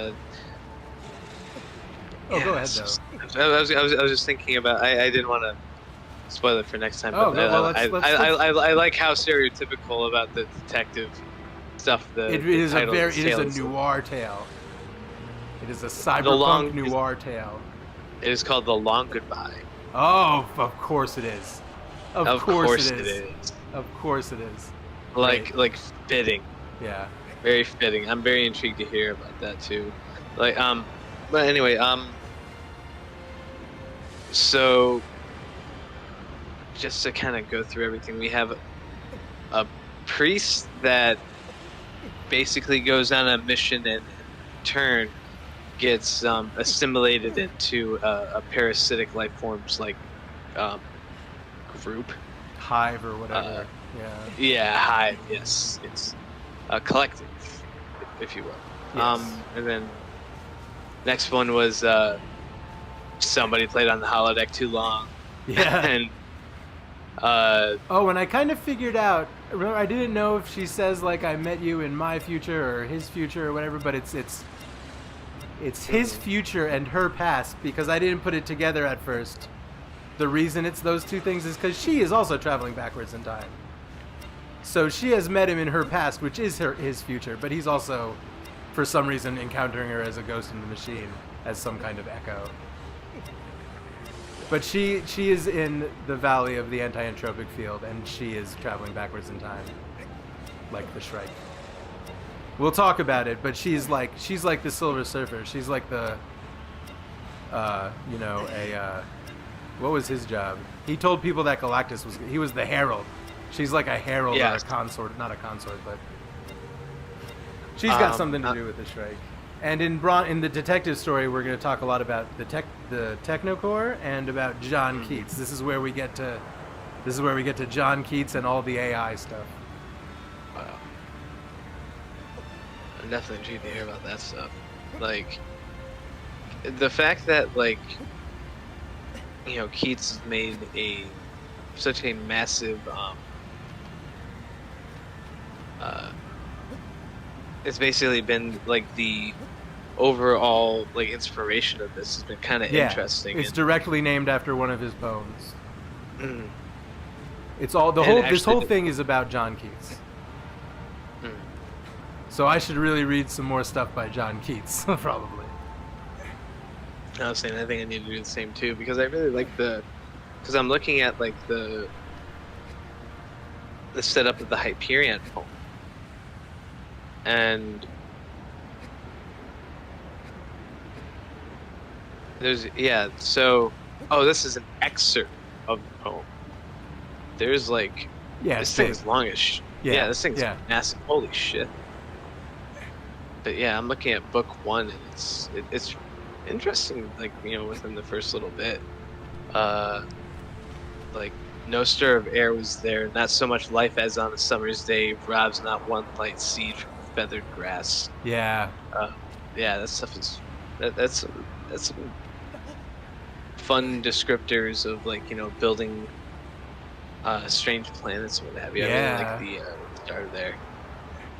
So I'm definitely gonna try and find a means to see if I can go to my local library. Yeah. They got audiobooks. I mean, I don't know if you Good time to plug the local library. That is, yeah. Local libraries are dope. Yes. Yes, they are. Very, very important. Reading books is dope. Science fiction is dope, especially from the early 90s. A lot of things from the early 90s can be found at your local library. Reading Rainbow. Yeah. Right on. But so yeah, I was gonna say I don't really have anything to add on to here. The ship's captain, who's also on the pilgrimage, Het Mastine. Het Mastine is the Templar. I see. Yeah, he's very upset that the tree has been destroyed. It's It's like his tree ship. It's called Yggdrasil. It's their whole religion is about raising these great spacefaring trees. And this is a big deal. This is like one of the 5 adult trees that can actually travel through space. So Oh, oh god, it's just terrible. This fucking fight. It's just so like it's just this like it's just a struggle. It's like getting over it with Bennett Foddy. It's like not even supposed to be a game that feels correct. Like it just feels like a mess at this part. And really, the rest of the game is so good, even gameplay wise. This is just a fuck.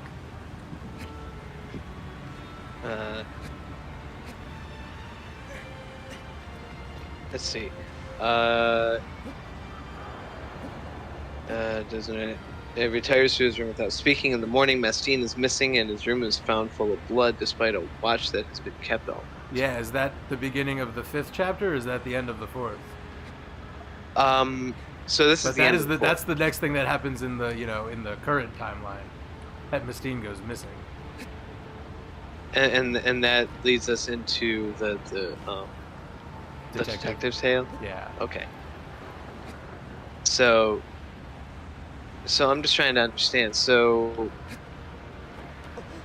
at the base of it is like in the timeline, like the sort of long ago is this whole the priest's tale, and then the soldier's tale, I'm assuming, takes place like because this is basically leading up into the so-called yeah, and the soldier's tale is definitely the soldier's tale. The big fight that he was in was one of the first battles of Hyperion, when his hospital ship was grounded on Hyperion, attacked while in space travel.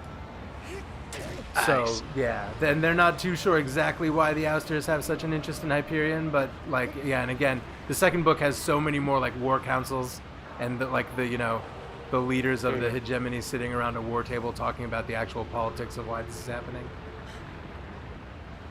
But for now, we just know that there is a war and that Hyperion is a hotspot.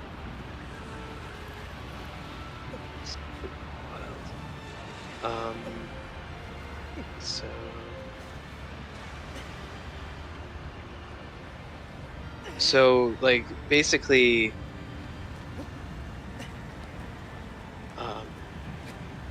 so what exactly ends up happening to Soul after all of this? Oh fuck. Well, where I'm at in the book, they're all hanging at the top. I mean, as of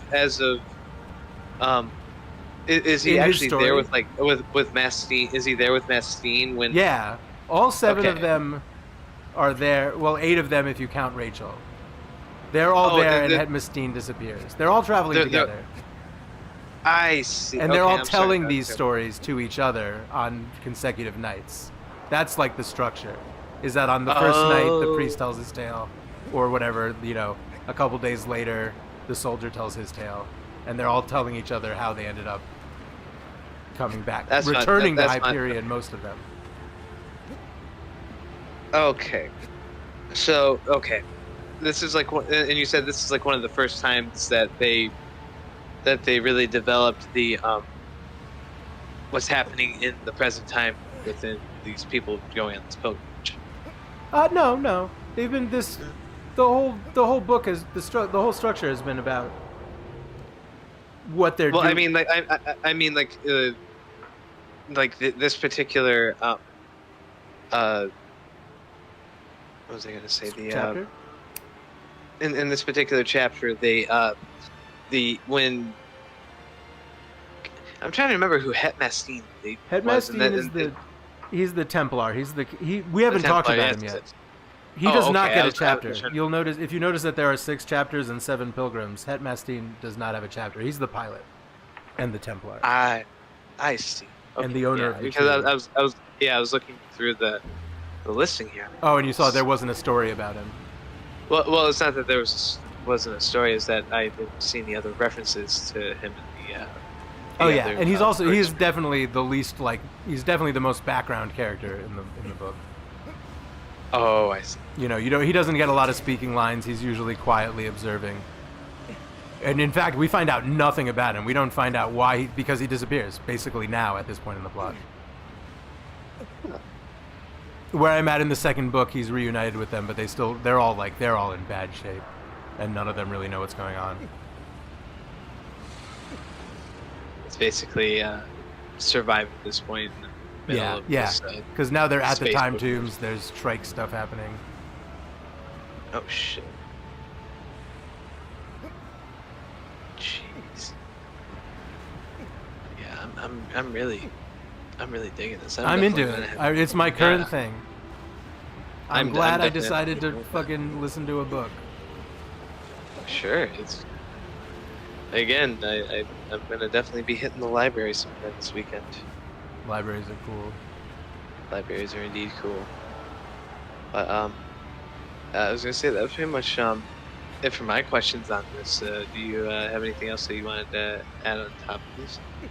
I don't know. I mean, I think that's about it. I'm working on my edited telling of the plot, which I guess, yeah, I don't know. I mean, we've definitely discussed themes and stuff. Oh, God, the part where you have to get on the other hand, like how in the cock.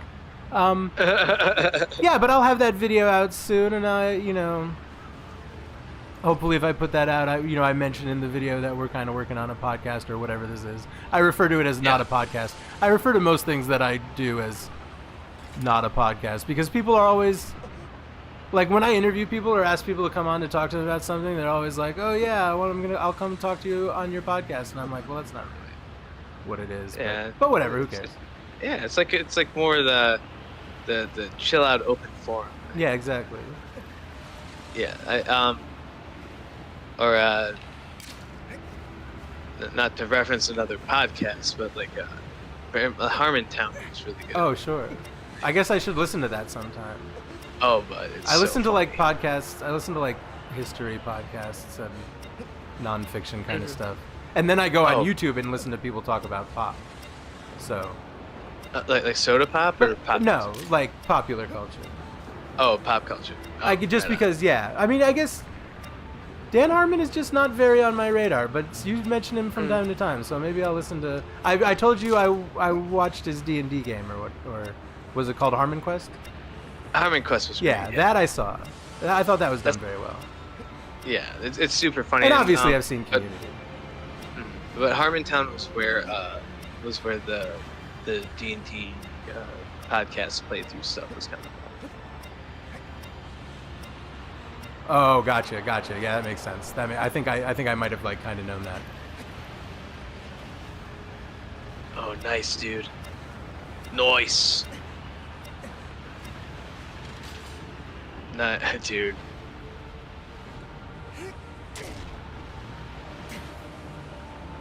I'm not gonna jinx it, but that was impressive. Like look like Lakitu. Lakitu, come on, bud. I want to scream your name like Connor Miyazaki. Who's Connor Miyazaki? Connor Miyazaki. You know, brother. Were you trying to say like? Well, are you talking about Canada? No, I was talking. Well, actually, Kaneda from Akira. Yeah, that's another good name that people scream. Very famously, Captain Kirk says, "Khan!" Yes. Oh my God, he won't fucking chill. Oh my God, if I fall right now. Oh, bud. That's when you do like the quick taps. If you like let go and regrasp and let go and regrasp, the thing doesn't go down as quick. He's got like a little shelf right next to his stupid shoulder. He's looking right at me.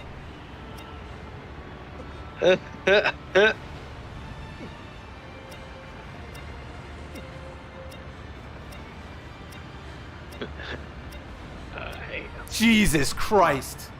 Right over the shoulder. No. Right over it. Shut the fuck up. Right over the shoulder. I'm waiting for it. Oh, dude, that's... Oh, my God. I mean, you are definitely not obligated to wait and watch me kill this guy, because I still might not do it. Every time I do this, I think to myself, maybe I'll just go make a sandwich. Maybe I won't do it this time. Dude, you're almost there, and like I'm like goofed. So and I'm invested now. I'm invested now. And you have like that last little like. Oh my God! Like I couldn't get while I was running out of stamina, I couldn't get one more stab on his ass. I seriously do not know how to jump backwards onto the second hand. I don't know how I've done it the 2 times I've done it.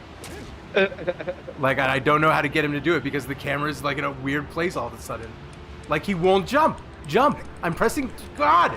I'm like, and then, God. God. Like, he won't. Like, I honestly don't know what the hell is supposed to be happening at that part.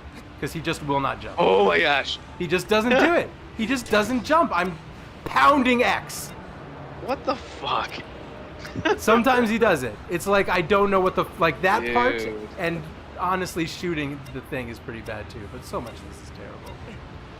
That's so funny.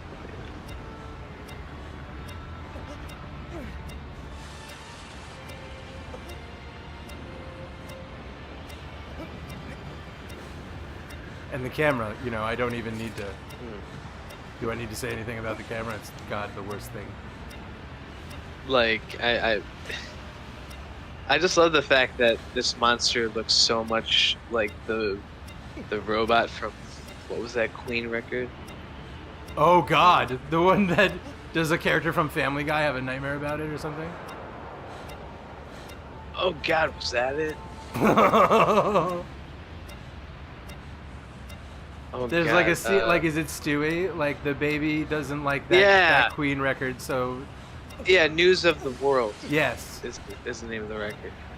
Yeah, apparently did not like the robot from News of the World. Was not a fan. Gave him nightmares. Oh.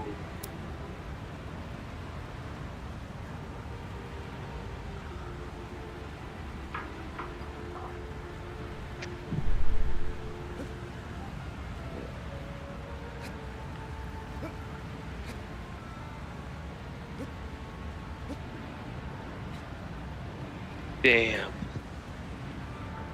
Horrible garbage.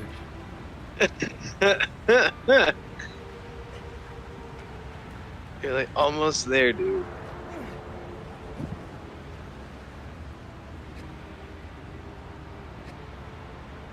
I'm starting to contemplate if we should just go into the next story. Dude, that's so wild. Like, this boss is the worst. It's like so, like, and I can't, like, just, and oh my God. And like, I've talked about Wander grabbing onto the wrong things at the wrong time, like in just such an idiotic fashion. What the hell is that? Yes, that's what that is. What in the Like, what is even going on in this? that? Like, the game doesn't even work. Are you even moving anymore? Can you? I wasn't. All I was doing was hanging on. He grabbed on upside down and like somehow settled on that position. That's so funny. Like, it's, yeah, no, because sometimes, like, I honestly, I guess, is it just like tap down and jump? Fuck you. Because you pull down and you start. I honestly don't know how the backwards jump works. That's what's so bad about so much of this. No I way. honestly just don't know how it fucking works.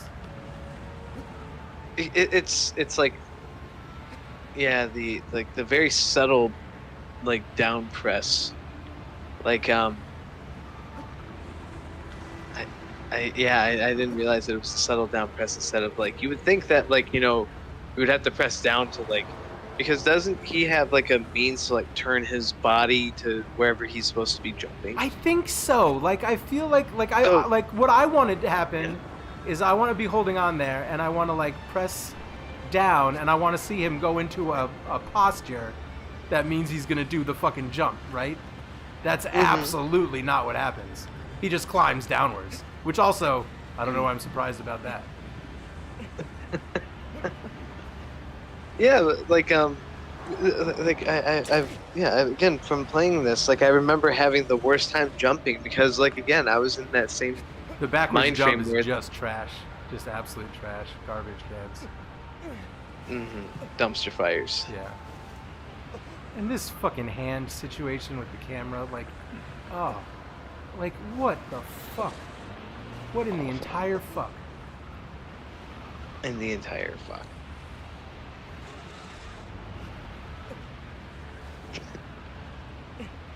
Dude.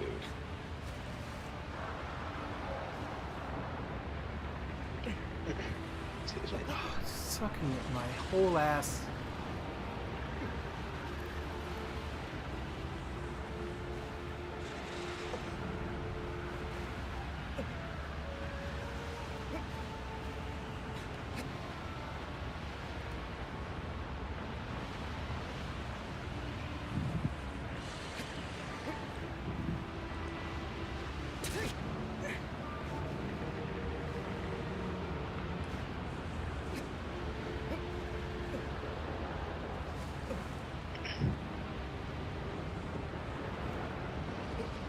Come on. Yeah, buddy.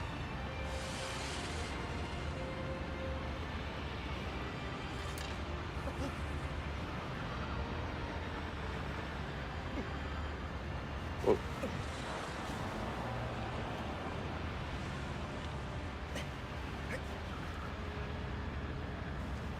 Come on. Stupid hand.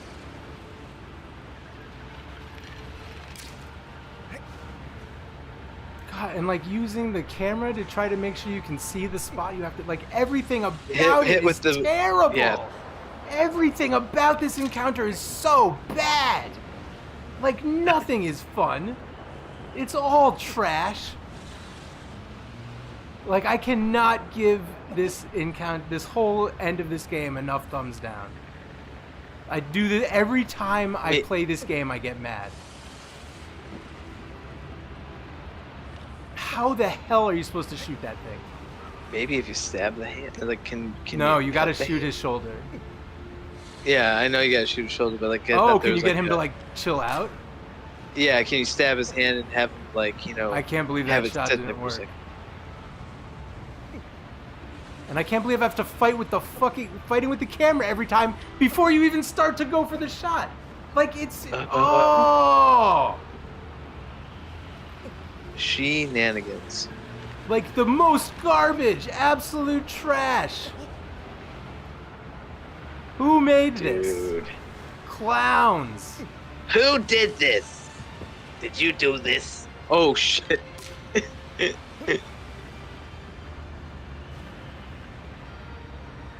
This thing outstays its welcome so much. I'm always so sick of this fucking thing.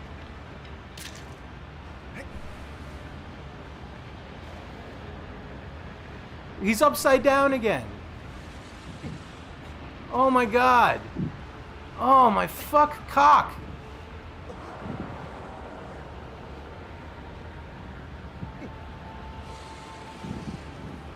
This is the worst fucking thing. How did that better have fucking hit him? Holy shit.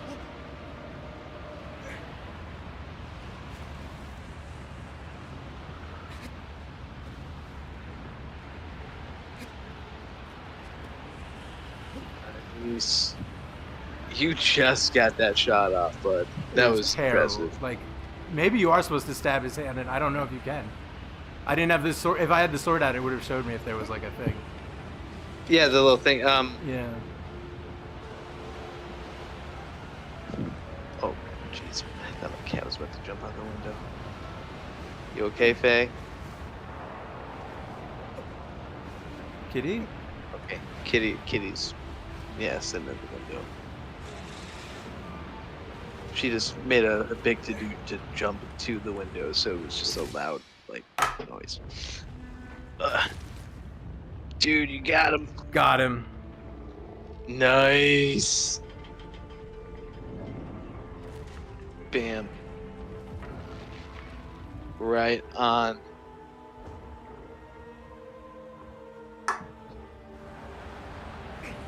What time is it? I was gonna say it's 9:47 Eastern time. Time to get ill. It's time to get ill, dude. And when are you streaming next? Do you know? I don't know, but I was probably gonna take tomorrow off to do some editing, and then I'll probably be back on Thursday to do some Metal Gear Solid. Nice. I'm gonna be working on editing some stuff, and obviously I'll be in touch with you. For sure, bud. Yeah. Again, like, you know, always good hanging. Do I have It's Wednesday. Oh, I gotta go to the doctor tomorrow. But I'm gonna make soap. Right on. I might make a lot of soap tomorrow. I'll take some pictures and go to the doctor, and then probably come here and smoke pot. And that Sounds good. sounds like that will be a Wednesday. I was gonna say that's gonna be my Thursday. I gotta go to the doctor soon. I hate the doctor. Doctors are Yeah. college degreed assholes, but yes, they're there to help. I think it's great. I think it's great that there are doctors. I Yes. hope that more people become doctors. I just don't want to Yes. talk to one. I think it's good that there are doctors. I think maybe Absolutely. there are some systems that aren't helpful for doctors actually, healing people instead of just getting them addicted to, The doom and lobbying. gloom kind of American talk. Yeah, the usual. But yeah. But it is a good thing that medical care exists. We can agree on yes, that. I can definitely agree with that. But yeah. Anyway, Kuya, as always, thanks again for hanging, bud. This has been a very interesting topic. I'm excited to hear 5 and 6 next week. Yeah, thank you. Well, let's just keep making stuff. Let's just keep making stuff. See what happens. Right on, bud. All right. Thanks y'all for watching. Thanks y'all for hanging. Hope y'all have a wonderful rest of your week. Y'all take care. And yeah, good one. All right, that's gonna be it, bud. Talk to you. Let's see, there's the button. But yeah, awesome, man. Very good. Right on, bud. Shit. All right, I'm gonna. Yeah, I'll catch you soon, bud. You take care. Have Peace. a good one.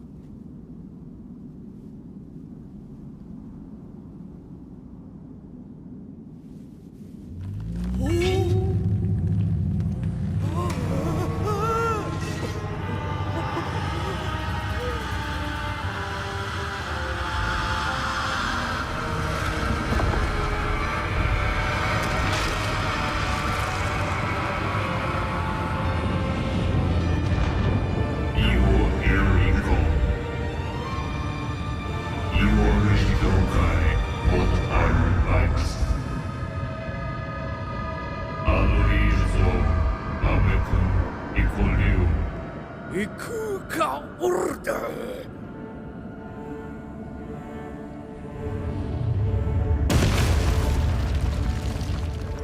Ukam amikurio unfresra rukuho yueri ato.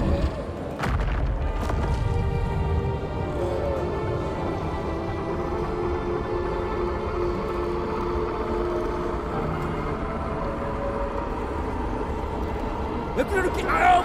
Yakıyorum alay fırf kızıydı.